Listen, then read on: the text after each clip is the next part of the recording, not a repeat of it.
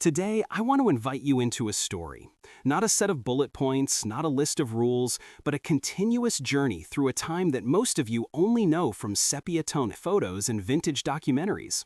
I'm talking about the late 80s and the 90s, a world we affectionately call the before time. Now, before you tune out thinking this is going to be another lecture about how easy you have it, let me assure you, I know your challenges are immense. You're navigating student debt that dwarfs my first mortgage, you're competing with AI, and you're expected to have a personal brand before you've even figured out who your actual self is. It's overwhelming. My generation, we face technological upheaval, the shift from paper to pixels, but we did it with a safety net you no longer have. What I've found, looking back, is that the principles that helped us survive the chaos of that first digital revolution are precisely the ones you need to thrive in this one. They are the quiet code, and they are rooted in the analog heart. So let's turn down the noise of the algorithm for a moment. Let's talk about three specific experiences, about career, about focus, and about the surprising truth of financial freedom that I believe hold valuable, non-preachy wisdom for your life right now. The Patchwork Quilt Career, the power of human-centric networking. My first big career failure came in my late 20s. I was a true believer in the ladder mentality. Join a big company, stay there, climb, retire. I poured 5 years of my life into a small software firm. This was pre-internet, pre-network. We built standalone programs on floppy disks. I thought my ticket was punched. I learned the code, I mastered the sales pitch, I knew the whole system. Then, the first digital disruption hit. Big, integrated office suites arrived and made our standalone product irrelevant, literally overnight. The company laid off half the staff. I remember sitting in my tiny apartment, looking at the 2-page resume I'd carefully cultivated and feeling a deep, physical sense of dread. 5 years wasted. The ladder was not just paused, it was broken clean in half. I spiraled into a series of jobs that seemed completely random. A technical writer for a slow government bureaucracy, then a short stint managing the very first local area network for a nonprofit. When I looked at my resume, I saw inconsistency. I saw a failure to commit. The older executives I knew just shook their heads. But a mentor, an old journalist named Eleanor, offered me a different perspective. She told me to stop seeing my career as a ladder and to start seeing it as a patchwork quilt. She said, "Alan, your technical skills are perishable, but your human threads are permanent. Every job is just a piece of fabric, but the real lasting value is in the threads that connect them." She wasn't talking about the software I learned, she was talking about the people. That software job taught me high-stakes presentation skills. The boring government job taught me compliance and meticulous documentation, the unglamorous skills that save companies. The nonprofit job taught me leadership under extreme resource constraints. And here's the key. It was never the job titles that propelled me forward. It was the people I built trust with during those messy years.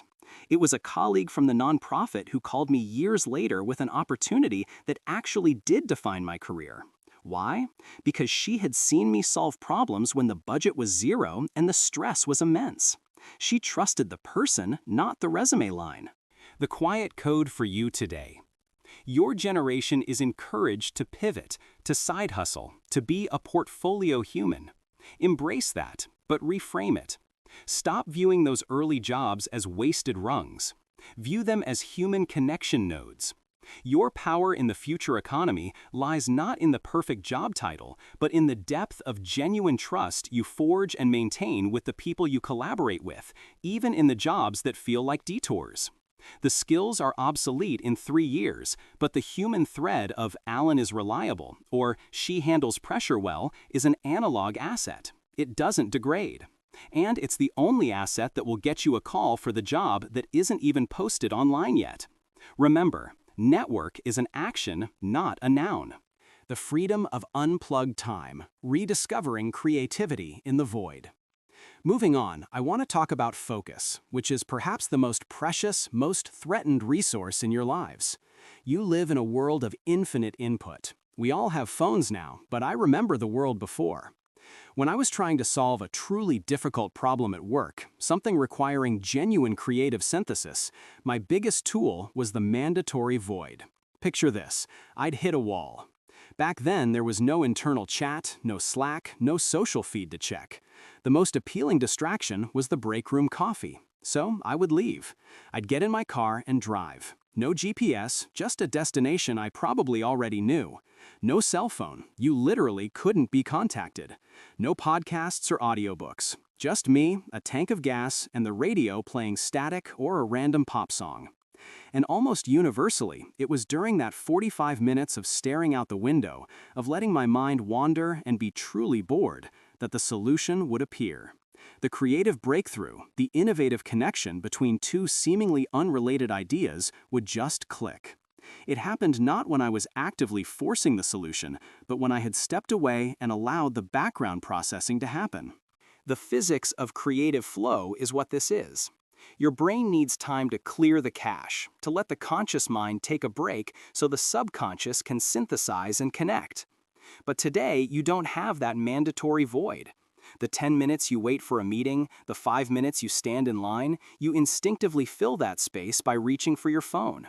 You are in a constant state of consumption, preventing the necessary mental downtime required for real creative synthesis. The quiet code for you today. The lesson isn't to burn your devices, it's to schedule your own mandatory void. Look at your calendar and block out an hour or two a week. Call it unplugged thinking or the digital Sabbath. During this time, I challenge you. Take a walk, drive somewhere without directions, or just sit quietly. No headphones, no scrolling. Let yourself be bored. You are not being lazy. You are engaging in high-level cognitive work.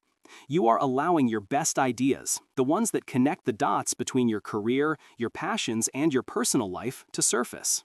The most valuable innovation doesn't come from working more hours. It comes from generating better ideas. And better ideas require the space, the silence, and the beautiful, mandatory void we were once forced into.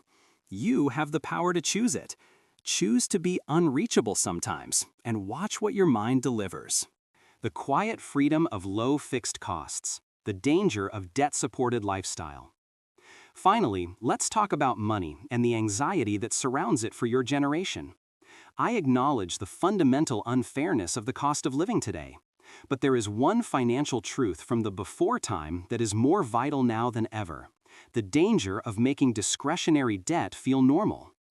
For me, the start of my quiet financial disaster wasn't a sudden bankruptcy, it was a comfortable sedan. I got a decent raise, and I went to the dealership and signed a loan for a car that was just a little too nice, a little too expensive for my actual need. The monthly payment wasn't crippling, but it was the first time I willingly took on large, unnecessary consumer debt for a pure lifestyle choice. And because that payment felt normal, it made the next choice easier: a slightly more expensive apartment in a nicer area. Then a new computer bought on a store credit card. Individually, none of these purchases were extravagant. Collectively, I had committed myself to a debt-supported lifestyle. I was effectively taking out a loan against my future self every single month just to maintain a certain image and comfort level. It was an invisible leak in my financial ship. For 10 years, I worked incredibly hard, not to get ahead, but just to keep that leak from sinking me. When I finally calculated my fixed monthly costs, the absolute non-negotiable amount I had to earn just to keep my head above water, it was staggering. The realization was that I wasn't working to build wealth, I was working to service my past consumer choices. The quiet code for you today. You face necessary debt for education and housing. Focus your aggression there. But be ruthless about optional debt and lifestyle creep. You see your peers on social media seemingly affording everything, and that pressure is real. But if you are grinding through 2 jobs or a non-stop side hustle just to support high fixed costs, a too nice apartment, high car payments, subscription bloat, you are working for the illusion of comfort. The lesson from the analog world is this: the most valuable investment is the ruthless reduction of your mandatory monthly output. If you can lower the number you must earn just to exist, you gain a massive, non-taxable return: freedom. That freedom, the ability to tell a bad boss no, the option to take 6 months off to start your own passion project, the knowledge that an unexpected medical bill won't immediately crush you, that is the true currency of the digital age. It is a currency you earn not just by what you save, but by what you fiercely choose not to commit to. Focus on making your necessity number low, and you become instantly wealthier in time, peace, and resilience. Final reflection and call to action.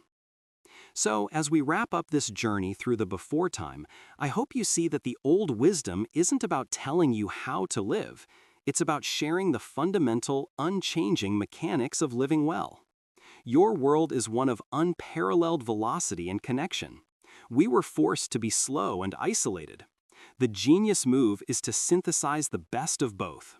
Weave your human-centric network into your digital career, schedule the intentional void so your creativity can flourish, and fiercely protect your low fixed costs to maximize your freedom. The Quiet Code is available to you, not as a command, but as a subtle suggestion from those who've seen the pendulum swing before. Adopt the strength of the analog heart, and you will thrive in the digital mind. Thank you for spending this time with me on the Quiet Code.